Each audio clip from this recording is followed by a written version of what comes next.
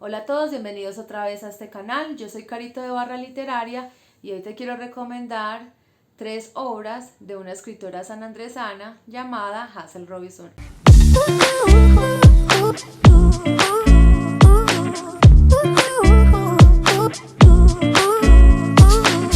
Esta escritora fue un buen descubrimiento para mí. Yo la había escuchado hace 2, 3 años o un poquito más creo, pero no me había atrevido a leerla pues porque se me atravesaban otras cosas y no, la verdad no recordaba muy bien el nombre, hasta que este año empecé con la lectura de estas 2 novelas y de un libro de cuentos y bueno, quiero recomendarla porque siento que es importante conocer esa otra historia, aunque haya ficción, aunque haya mucha realidad, lo que sea. Siento que es una muy buena parte de la literatura colombiana que diría yo que desconocemos.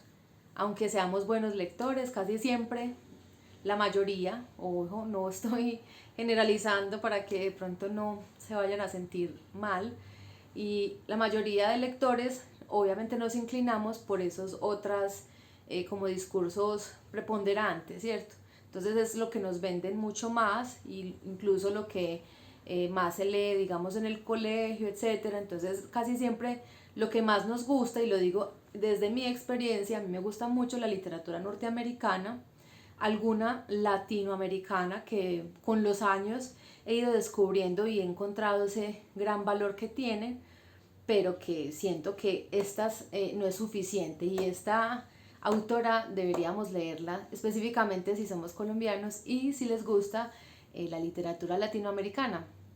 La primera novela de la que quiero hablar es esta, se llama Si je puis, I will if I can. Esta fue como que su primera edición fue en el 2019. Hazel Robinson todavía está viva, entonces me imagino que va a seguir sacando cosas. Y estas 3 obras de las que voy a hablar no son lo único que tiene algo más, como 2 o 3 novelas más o menos me acuerdo.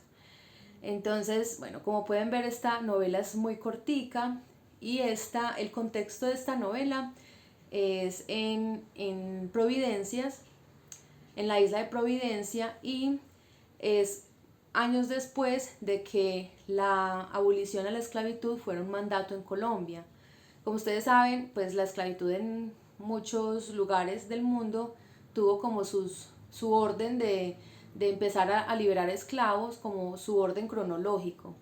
Y acá a Colombia como que llegó un poco tarde, y en San Andrés, Islas, en Providencia y en Santa Catalina, pues como que sí ya había llegado, se escuchaban rumores en el momento pues como de esta novela, y era casi que algunos iban liberando, pero eran muy poquitos los dueños de esclavos y de plantaciones que los habían liberado. Entonces el inicio de la novela llega John Boy, él pertenece a la familia, a los Carrington, y John Boy trae desde Jamaica una carta con una orden que manda su mamá para liberar a sus esclavos y dividir todo lo que ella tiene pues como en todos ellos. Aparentemente lo que uno logra ver como entre líneas, y como la relación con algunos esclavos más cercanos con John Boy, es que no eran como tan malos maestros o masas, ahí les llaman masa, con respecto como a las otras. De pronto no eran tan crueles, los trataban un poquito mejor, pero pues igualmente eran esclavos. Entonces él llega después de 10 años de vivir en Jamaica. Ellos se habían tenido que ir porque el papá de John tenía como que una enfermedad y allá era donde podía curarse, no sé por qué. El caso es que allá estaban y él regresa después de 10 años y regresa a ellos le llaman town. Entonces regresa y ese town le parece que no ha cambiado a pesar de 10 años. Y yo creo que es como lo que muchos sentimos y lo que hace sentir esta obra como tan rica de leer, en mi opinión, porque es uno, pues como hay ciertas ciudades como costeras o de calorcito que uno va y siente que no han cambiado mucho. De cierta forma puede ser como esos ojos del amor del lugar, de la tierra, del terruño, no sé, pero empieza uno como a sentirse sabroso.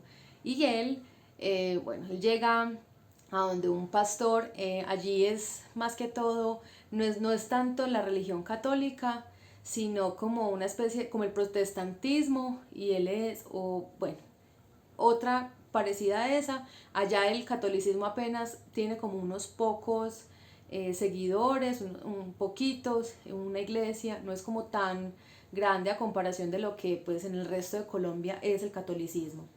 Entonces él llega donde ese pastor y le dice, bueno, lo saludan, lo atiende, él tiene a su esclava, que era la esclava de la casa, y ella no lo reconocía a él, obviamente él sí a ella, y bueno, cuando le trae pues como lo que le pidió, la bebida, no sé qué, él le habla en el creol que hablan con los esclavos, y ella se sorprende un poco, la llama por su nombre, Tante Trista, y ella queda como que, y ya ahí sí lo reconoce, lo saluda pues como con mucho cariño, y él le trae esa noticia, le dice, pero te vengo a dar la libertad. Entonces es algo como que, bueno, muy bonito. No es por romantizar la esclavitud, ni mucho menos, pero empieza uno a sentirse como que no es, aunque es un tema un poco complejo y que tiende a ser y a mostrar todo lo malo que había en esa dinámica de esclavos y amos, aquí es distinto, al menos en esta mirada. Entonces,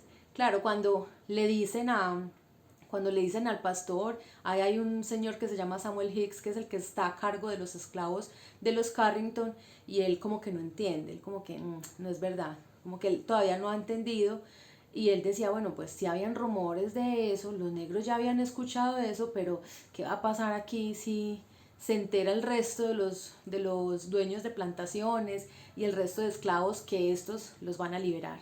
Y ese es como el miedo, y por eso es que se había tardado tanto y se ha tardado tantos años como en la historia a que en ciertos lugares casi que sean tan celosos con los esclavos, pues increíblemente.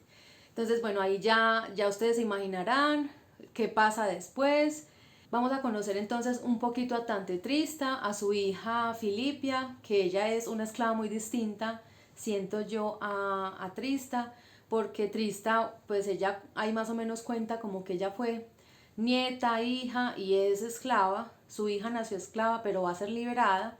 Pero su hija, ella es más como cariñosa, más tranquila con eso de, es como el destino que le tocó, siento yo, que recibe esa figura de ser esclava, mientras que Filipia apenas entiende que va a ser liberada, empieza pues como que es más un poquito revoltosa y contestataria, ¿cierto? Como que no, yo me voy a sentar con él porque ya estoy libre, y eso me gusta mucho de ella, aunque después va a tener como unos giros. Entonces vamos a conocer un poquito de Filipia, por qué quería ser liberada, por qué quiere ir a San Andrés, a quién está buscando en San Andrés, qué relación va a tener con John Boy después, porque ellos obviamente eran cuando eran chicos, se conocieron, crecieron juntos cierta parte, y ahorita reencontrarse y verse tan distintos, tan cambiados, qué pasa ahí, qué va a pasar con los esclavos que son liberados, y uno de los efectos adversos de esa liberación.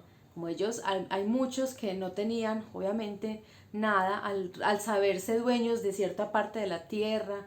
¿Qué pasa allí? Hay cosas muy positivas, hay cosas muy negativas, pero siento que no es el foco que le quiere dar Hassel a esto, sino que es pues como una historia más grande, y creo y siento yo que es más sobre la relación de John Boy con ese volver a la tierra, ese quedarse algunos años, las decisiones que él toma para quedarse allí.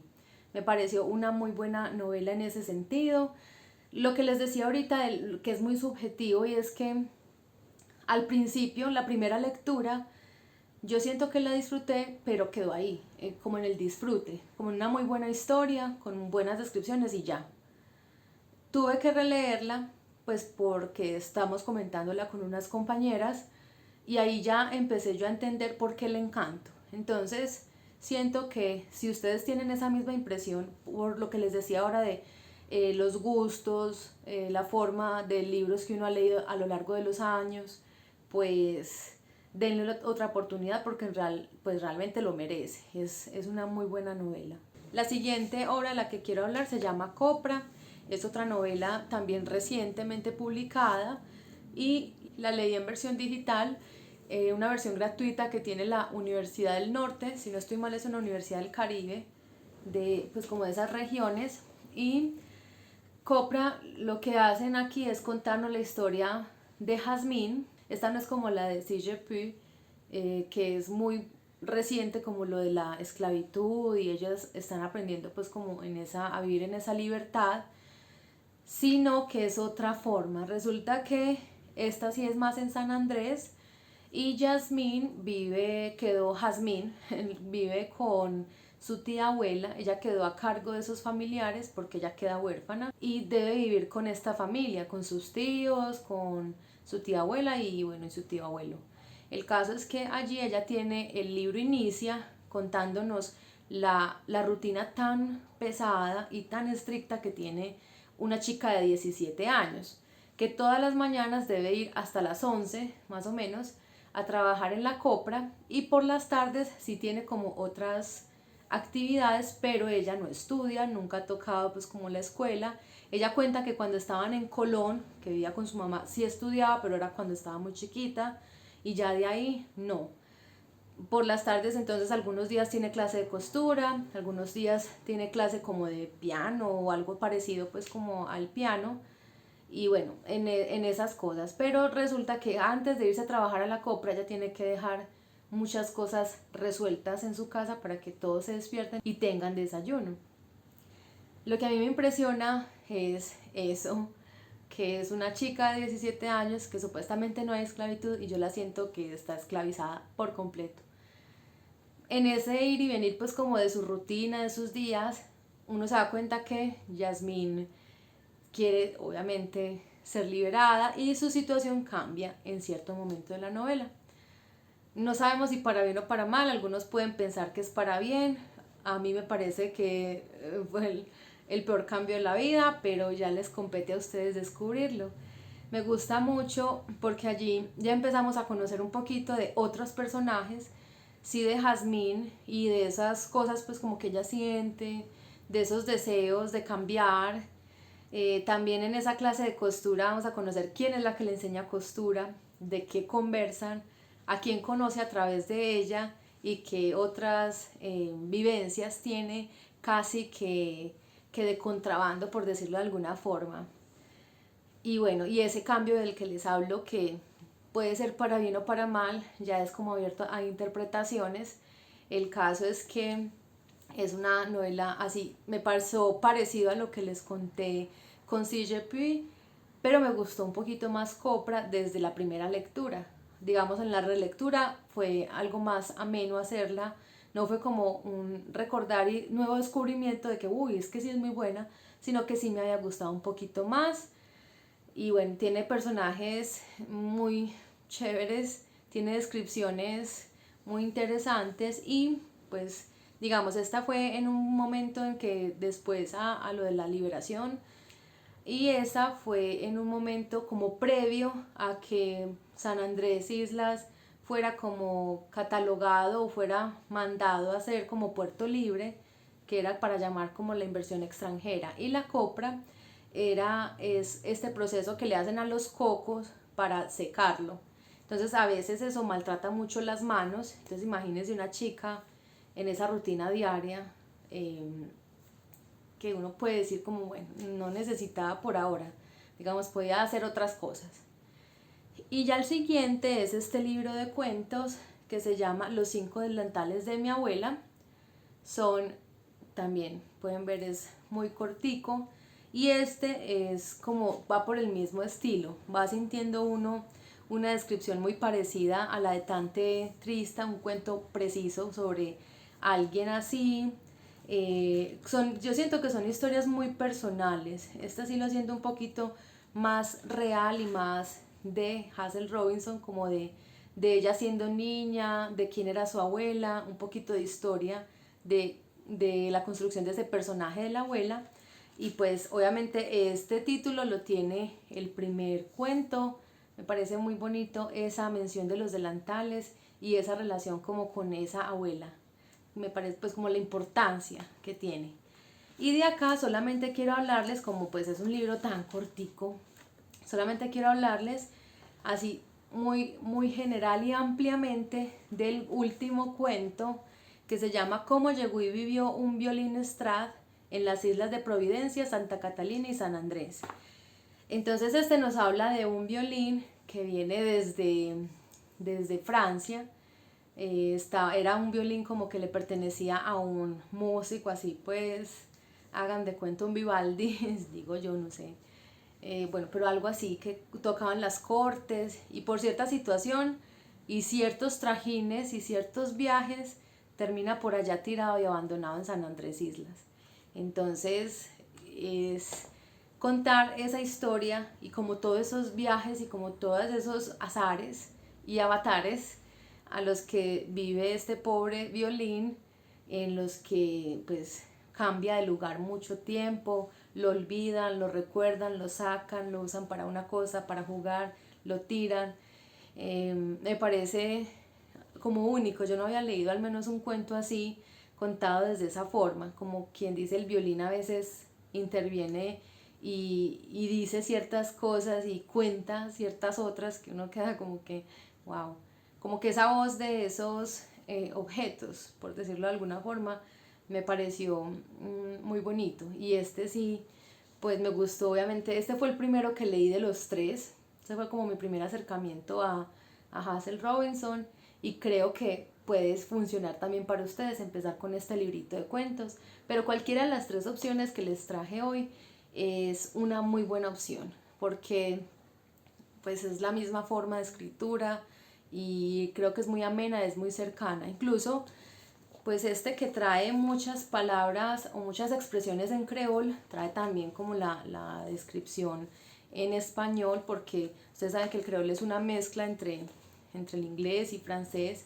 Obviamente uno puede entender algunas palabras por el contexto del inglés, pero es que hay otras que sufren como una variación muy particular que sí lo deja uno como sin pista, pero que de igual forma es muy ameno. No es como esos autores que hablan de sus, como usan términos propios y no los traducen ni nada, no esa pone entre paréntesis lo que quiere decir como en español, lo cual me parece muy chévere. Incluso genera curiosidad, al menos a mí me gustaría aprender creol o escuchar como que hablen las personas en creol. Debería ser una muy buena experiencia. Y nada, cuéntenme ustedes si ya han leído algo de San Andrés, de escritores de San Andrés que me puedan recomendar o, pues en este caso, de Hazel Robinson Abrahams. Esto es todo por el video de hoy, muchas gracias por ver, recuerden suscribirse al canal si aún no lo han hecho, activar la campanita, darle me gusta, compartir este contenido, recuerden que así ayudan a darle continuidad a este sueño de seguir hablando de libros. Chao.